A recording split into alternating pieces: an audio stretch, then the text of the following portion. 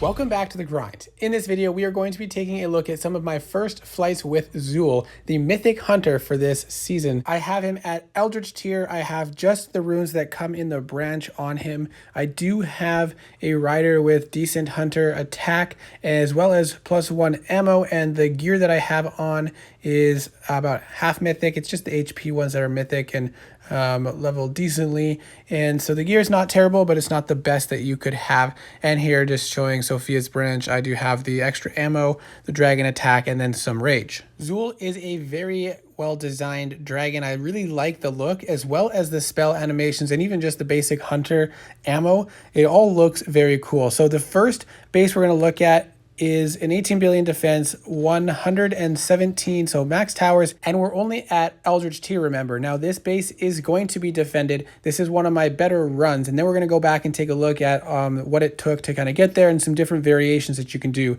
But look at the animations of the ammo. I just think it looks so cool. It's multicolored, and so the top white spell gives essentially unlimited ammo for a very brief period of time. The one below that is a blue spell, which allows you to heal and gain rage after destroying towers. The one below that is a cycling spell. The first cast is 1 rage and it's a cloak, and then right after that you have a spell that does 2 seconds of increased breath damage, and then the bottom one is your freeze. And what I learned is you really want to use the freeze as often as you can. Now you'll see that the original super shots didn't go off on this run because I cloaked before I faced the island, and then you can see a bunch of super shots going on off after that. Now you can see I did end up getting hit by a bunch of stuff after coming out of the cloak, and that is one of the downsides of this dragon, is once you come out of the cloak, you're kind of exposed unless you've froze the towers. Now this is a 2.2 billion base with level 112s, and this is kind of how I started out, only using the freeze once or twice, and in this run I only used it once,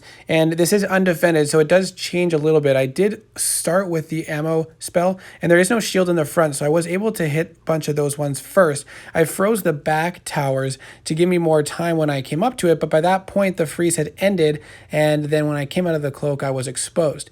And similarly in this run, I open up with the ammo damage in the front, taking out as many as I can, freezing the back towers, and then I cloaked again to avoid some damage. But again, by the time I get closer to the back towers, they were unfrozen. So when I came out of the cloak, I again died. So I had to kind of change up my strategy a little bit. Now this base is defended with just over level 100, I think 105 roughly towers. Unfortunately, I missed the start of this one, so I don't have that part recorded, but I went off and I was starting to try freezing the front towers first and then focus a bunch of damage on to the further back towers. And this video is really going to highlight some of the struggles with the freeze and why it's important to get used to it. So I freeze the front towers, and then with one round of the damage boost, I'm able to take out a bunch of towers and heal back the damage I lost. Then upon uncloaking, I went to freeze these towers, but it's not fast enough to freeze towers that are close to you before they hit you. So I did take a lot of damage.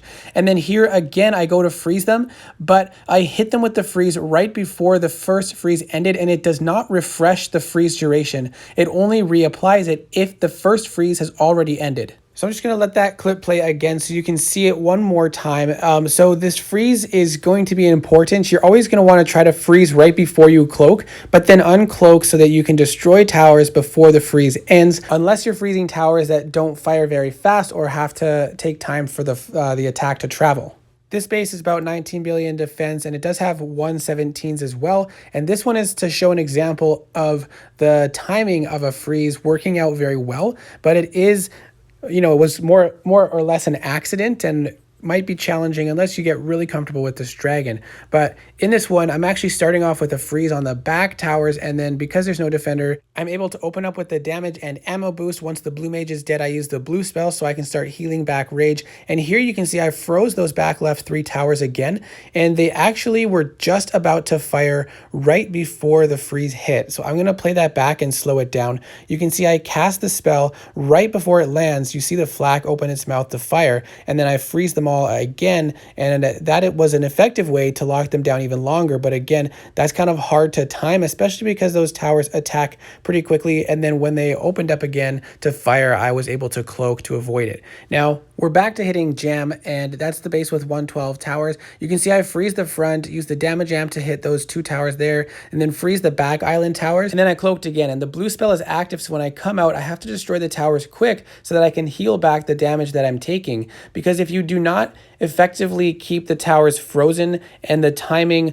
on time so that when you uncloak, they're still frozen, you're gonna get hit because you can't cycle that cloak quick enough. So you do have to worry about the timing, and with defenders, it does get a lot more challenging. So again, I'm freezing the front, and then I immediately freeze the back before I open up the damage spells, and that was a little bit more effective. I was able to destroy most of the front towers before they actually unfroze, and then you just continue to cycle the freeze and cloak as effectively as you can, and you actually end up using a lot of spells pretty quickly. But if you're destroying towers with the blue spell active, then you do get the rage back pretty easily. Now we're going to hit Orca's base, the one with 117 towers, 18 billion defense, and the one that I showed at the beginning. First, this is going to be undefended, but this is probably one of the more effective rotations. I freeze the front 3 towers, and then freeze the back 3, and then unload with damage bonus on as much of the front island as possible. And then freeze the back towers again, cloak, and then again the damage bonus spells are back active. And if you have to cloak again early and end that damage bonus spell so that you don't get hit with, say, a super shot or a howitzer, then you have to do that. It does end your damage bonus period, but at least you stay alive, and then maybe you have time to freeze the tower. This one, again, similarly, freezing those front 2, and then I tried to freeze the ice flak and then take out the front 3 towers, but then the storm tower at the back activated and kind of complicated things a little bit. And so then I did manage to destroy most of the towers, but because those super shots kept going off, I then ended up dying. So now we're going to get into some actually defended video with super shots only. And one thing to point out, unless you can freeze the earth flak at the perfect time before it activates, then you're going to have to deal with a lot of increased HP on the towers, and it's better if you can find a way to avoid it from actually firing, because then you otherwise would have to deal with an ice flak super shot, mage super shots. You can only cloak once, and if you have some delayed hits, then you really just drop pretty quick. I tried to just focus damage on the earth flak first after it had activated, but you can see that then I had to deal with a bunch of other super shots too. The mage drain hit me, and then the ice flak was firing as well, and it was just too much to deal with. So thank you to Orca for this suggestion, was to cloak before facing the towers so that the super shots never activated, and then the freeze locked them down. And this did work, but I struggled a little bit more because I focused more on the back towers while the front towers were still up, and you can see as soon as I uncloaked, they just destroyed me. So in this one here, I freeze the front towers, cloak before they activate, destroy those 2 towers, and then I focus on the front towers and before freezing the back towers. And because they're still so far away, I'm able to freeze them before they really do any significant problems for me. But then when uncloaking again, I had to unload with all my spells to stay alive and destroy the towers, and I barely managed to get through it. So Zul is a very fun and rewarding dragon when things go right, but he is a very difficult dragon to fly well. He has the potential to deal a ton of damage in a very short period of time, but he then can be left quite exposed unless you get very comfortable with the timing and rotation of the freeze spell and the cloak. But again, if you freeze too much, it leaves you with less rage, and if you're focusing on freezing, then you're exposed and may take damage from the towers that are not yet frozen. And then because the freeze is short duration and it's not a permanent disable, you do have to be cautious because they will be active again shortly. And then your damage bonus spells are very short as well, so you have to pack in a lot of damage in a very brief period of time, and you end up cycling spells